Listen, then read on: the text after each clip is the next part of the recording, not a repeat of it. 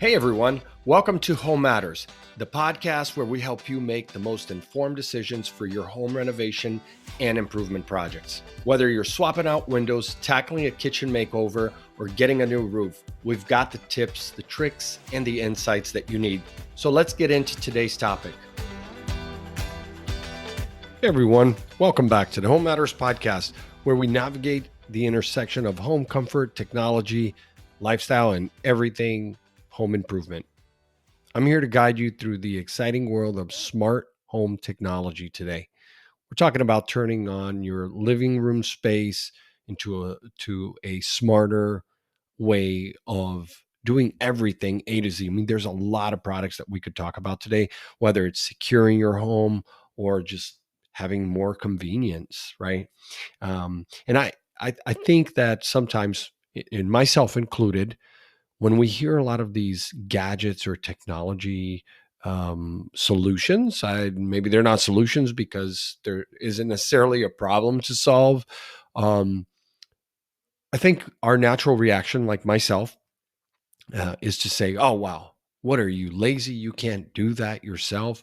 For example, the Lotus Ring. When I didn't make it to the CES Consumer Electronics Show in Las Vegas this year in January, but I used to make it out to the show every year, and I love looking at the home improvement section. Right, whether it's the manufacturers or it's the just the new startups that are coming out with different products for the home. One product that I saw this year, the Lotus Ring, is actually made by an ex Apple engineer. It allows you with a ring, just there's a little ring that goes on your finger and it's got this infrared wave and you just point it in different directions and you can turn on lights, you can turn on TV, you can do all sorts of things. Again, natural reaction is to say, "What are you lazy? You can't just use a remote control. Now you have to have a ring and you have to have smart speakers where you're talking to the bot. Why can't you just do anything yourself?" So I totally get it. And I'm definitely not one of those people that are like super tech. I wouldn't say not tech savvy. I'm tech savvy, but I'm not so as enthusiastic about going out and spending thousands of dollars on new products all the time, right? But I am curious on how it can enhance my home. And so, anyways, I figured this episode we would give you just some insights, latest gadgets and systems that we've been geeking out on, I would say, over the last few months. I've talked to a lot of contractors who are using it with different clients. And I thought, wow, just really interesting topic to discuss. So let's talk about the rise of smart home technology, because it really goes hand in hand with the explosion of the smartphones back in 2006 when the first iPhone came out, right? So the technology has evolved and it's become a really good game changer for most homeowners, because if you have a smartphone with the different apps on there, you can control just about anything in your home. And it's cool, but it's also makes it easier for you to do things around your home. And so we have to look at that and just imagine how things were before 2006, where you couldn't do a lot of these things. So it's really cool. I mean, even when you think about a thermostat, something as simple as a thermostat, installing a smart thermostat is going to allow you to not only save money, but also make sure that you control your home's temperature from anywhere and it's going to learn your preferences and even, it's going to be better for the environment, right? So, I mean, there are multiple arguments other than the simple argument of convenience, right? You're saving money and it's better for the environment. Some of the other things that I thought was cool at the CES show, I followed a lot of the conference sessions virtually, which is something we weren't able to do back then either, right? And now you're able to just from the comfort of your home uh, get into the show. And some of these vendors were using actual VR headsets where they would ship out to certain customers and allow them to immerse themselves in their booth. So really cool technology, right? But a couple of the cool ones I would like to mention is the indoor smoker. So GE launched their indoor smoker, which I think is great because I like to smoke ribs. And when it's raining in the summer here in Florida, you can't use the smoker as much, even if you're, in a covered area. Now, this indoor smoker does come with a hefty price of over $1,000. So it's probably not something that I'm going to buy anytime soon. But for those of you who are hardcore, smokers, this is a great tool. They have self-refilling coffee machines now, craft beer machines that you can use on your countertop, right?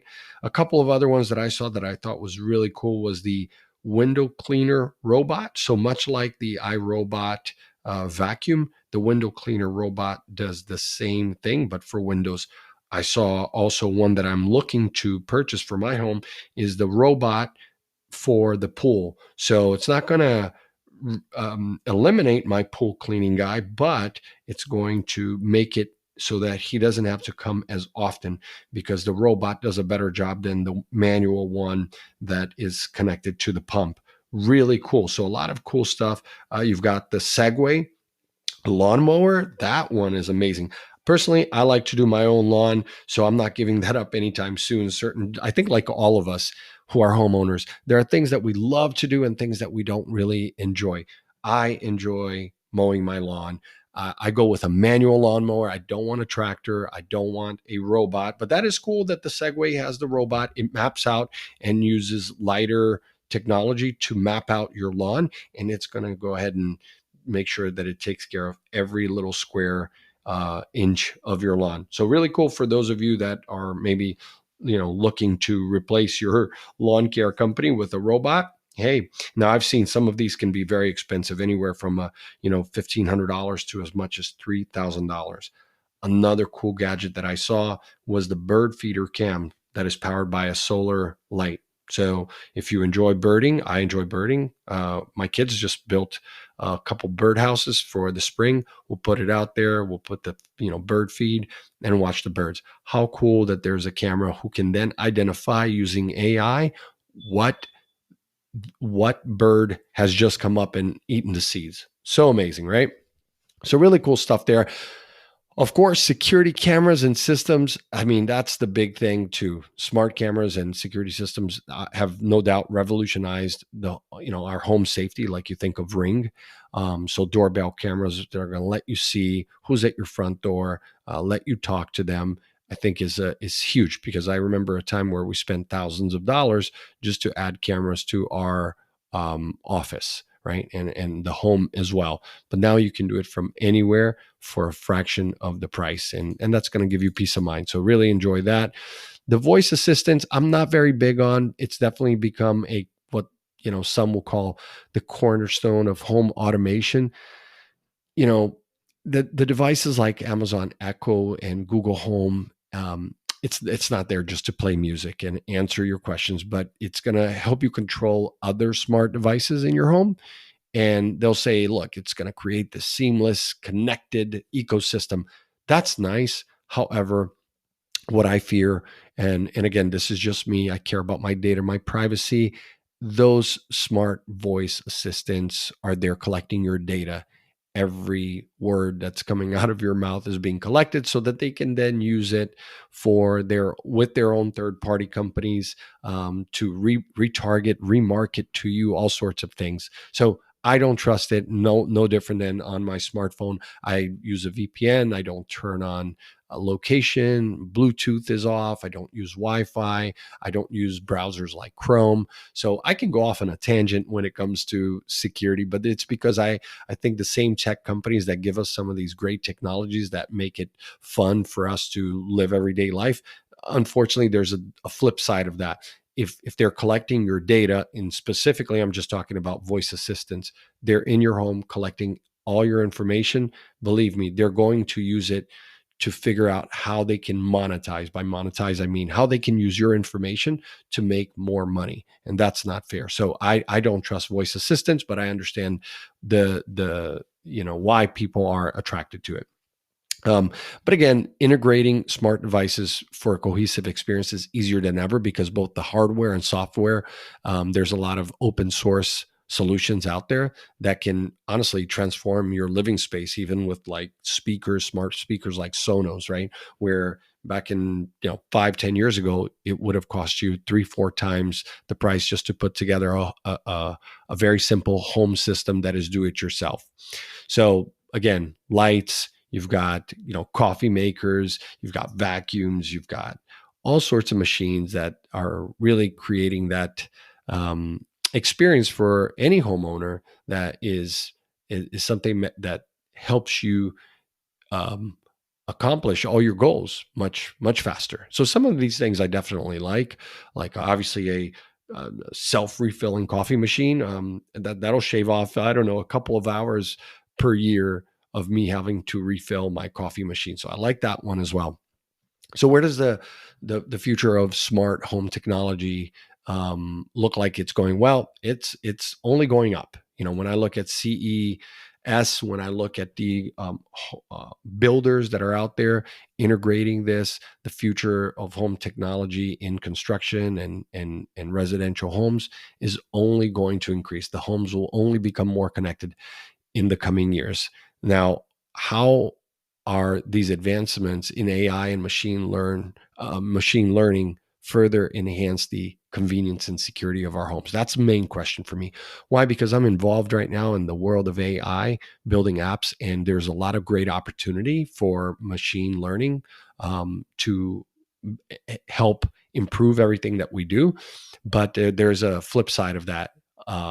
And it's not just a privacy or security concern. I think it's the dependency. So if you depend on AI and if you depend on connectivity and satellites and the internet and all of that, right, which is beyond just electricity and water to run your appliances, guess what? If those systems go down, then you are shit out of luck for there's really nothing else that you can do. And so I don't think that I like that dependency. And so we'll see where the future of home tech goes. I think the future is no doubt AI and machine learning, but I'll be the one that's watching more from the sidelines than trying out anything that is powered by AI. So that wraps our journey into the world of smart home technology. For more, if you're really looking to go deep into what's new, what's working, the price, and all of that, go to the Consumer Electronics Show website. There are thousands of vendors there that were showcasing their products back in January. So we're still talking about some of those products here in March. But whether it's, like I said, boosting your home's IQ with smart thermostats to fortifying the security of your home with intelligent cameras, the possibilities are endless. So as we continue to embrace these innovations, our homes will become more than just living spaces. They'll become dynamic environments that adapt to and anticipate our needs. Now, if you've got a smart home story or a gadget that you can't live without, we'd love to hear about it. Reach out to us on social media or send us an email through our podcast. Thanks for tuning in. And until next time, stay smart and keep making your home a better place. Thanks for tuning in to the Home Matters podcast. Remember, a great home starts with making smart choices. And if you enjoyed today's episode, please hit that subscribe button so you never miss out on a new episode. For more resources or to get in touch with a trusted local contractor, check out localcontractor.co. Until next time, take care and happy renovating.